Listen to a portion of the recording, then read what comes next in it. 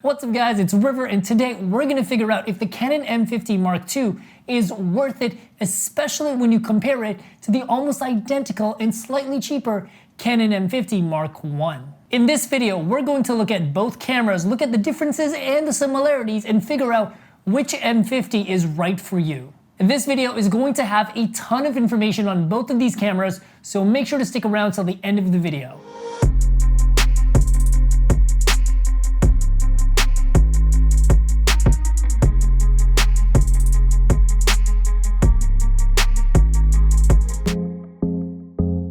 By the way, if you're new to the channel, my name is River. I'm a professional director and cinematographer, and on this channel we talk about anything and everything to do with camera gear, plus teaching you guys how to take better photos and videos. So if you're into that, make sure to like and subscribe, and as always, I'll be leaving links to all the products we talk about today down below, so make sure to check that out. Let's get into the video.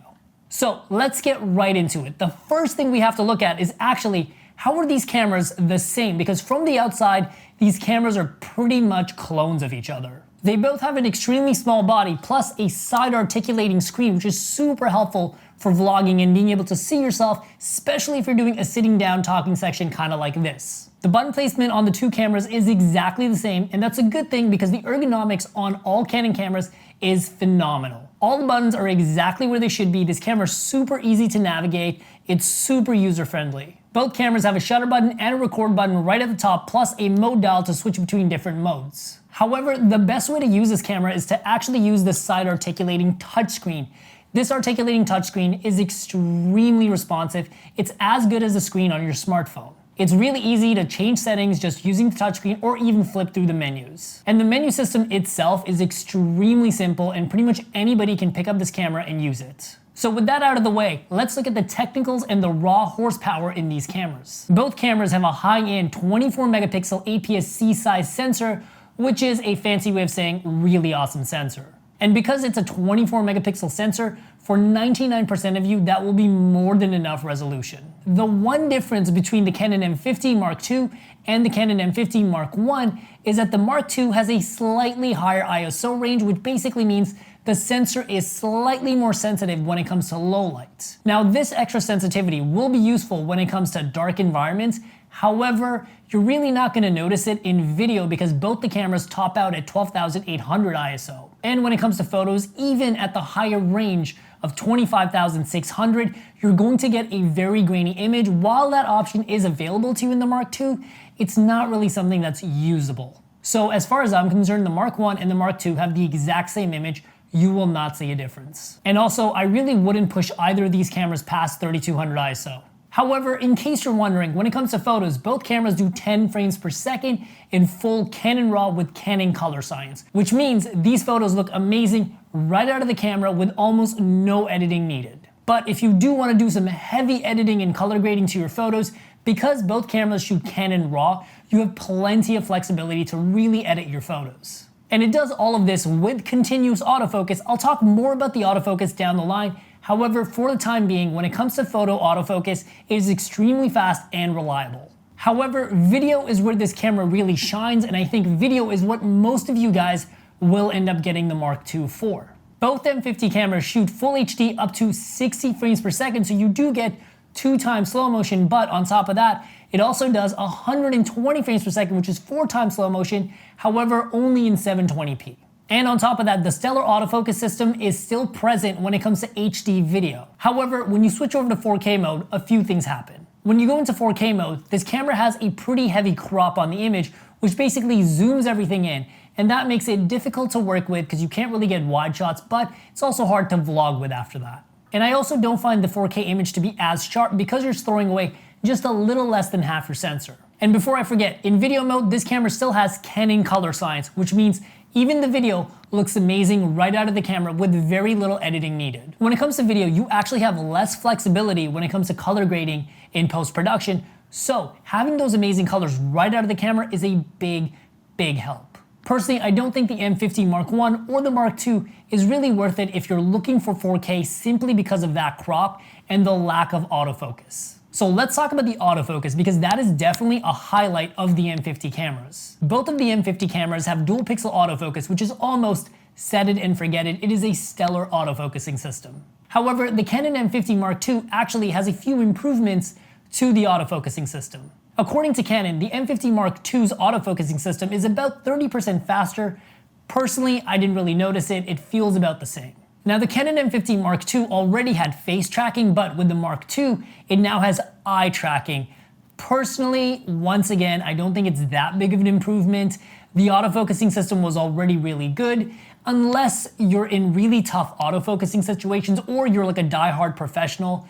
I don't think anybody's going to notice it. I think the main reason the M50 Mark II has these extra autofocusing features is only to compete with Sony's a6000 line. And personally, if it really comes down to autofocus, Sony has a better system. However, I actually would recommend getting the Canon camera if color science is important to you. And next up, let's take a look at the difference between the two Canon M50 models to see if the camera is actually worth it. Because when it comes to a camera like this, it is absolutely a huge investment. However, if you play your cards right, you can actually get paid to own a camera like this. Most of you guys probably know me through YouTube. However, what you probably didn't know is that I'm also a professional director and cinematographer that's actually running a full-time business. And I've worked with brands like Nike, Lululemon, Sephora, Canada Goose, plus I've shot award-winning films and music videos. And as you can guess, I've actually helped a ton of my friends and coworkers turn their casual interest in photography and video into a high-paying side hustle or a full-time business. And everybody that I've talked to says that they would love to learn how to make money just using their cameras, either doing photography or video, but they're worried that either they don't have the time, the money, or they just don't have the skills. So I wanted to show you guys step by step how to take your beginner or intermediate level camera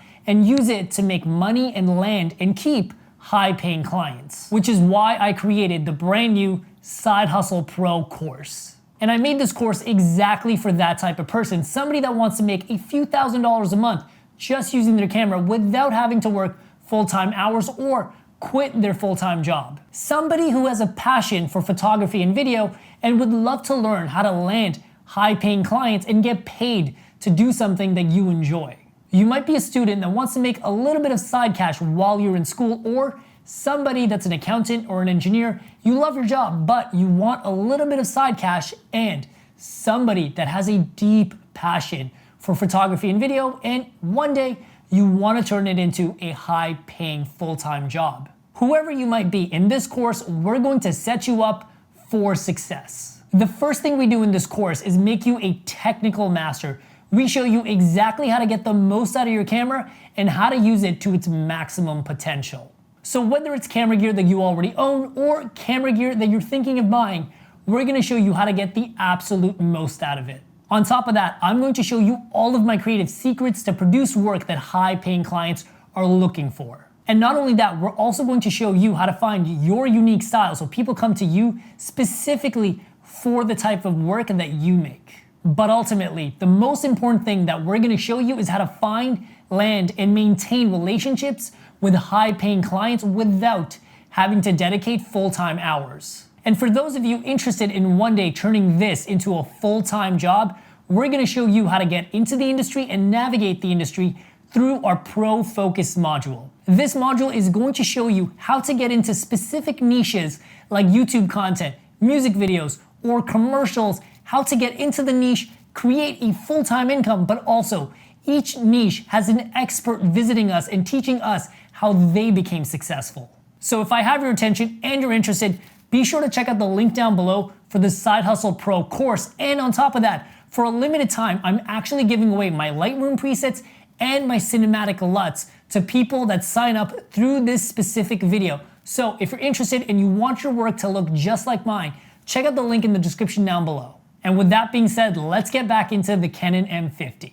So let's talk about the main difference between the two M50 cameras, but also who is this camera right for? The main benefit of the Canon M50 Mark II mainly has to do with live streaming, webcam, and content creation. The Canon M50 Mark II can actually be used wirelessly as a webcam, so if you're somebody that's on Zoom a lot, talking to clients, this is probably the best web camera on the market. However, I don't really know if I need to spend $650 on a webcam. If you're a live streamer, this camera is absolutely worth that $650 because Not only are you going to get a very, very high quality image out of this while live streaming, but this also has a clean HDMI out. So you can stream directly from this camera to Twitch or whatever live streaming service you use, and you'll get a clean image without any words on it, which is something the M50 Mark I could not do. Also, if you're somebody that live streams to YouTube, you can actually set up a live stream through this camera without a computer.